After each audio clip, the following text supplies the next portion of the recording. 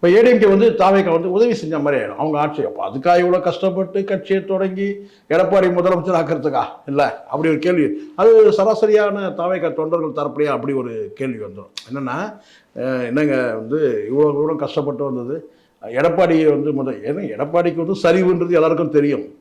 அப்போ அந்த சரிவை சரி கட்டுறதுக்கு வந்து பார்த்தீங்கன்னா வந்து இவர் வந்த மாதிரி ஆகிடும்.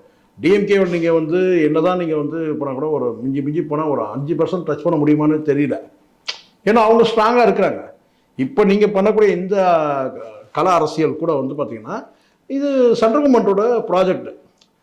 மாநில அரசுக்கு சில பங்களிப்பு இருக்குன்னு வச்சுங்க. நிச்சயமாக இடத்த தேர்வு செய்கிறதா இருக்கட்டும், சட்ட ஒழுங்கு பிரச்சனை வந்தாக்கா அதை சரி பண்ணுறதா இருக்கட்டும், இது எல்லாமே இருக்குது. அப்போது இது மக்களுக்கான ஒரு ப்ராஜெக்ட் தான். இதுவும் விமான நிலையன்றது மக்களுக்கானது தானே. அப்படி இருக்கும்போது இங்கே நீங்கள் வந்து எதிர்க்கிறதுன்றது வந்து கேட்டால் மாநில அரசை வந்து பார்த்தீங்கன்னா பெரிய அளவில் இது பெரிய எதிர்ப்பாக இருக்காது.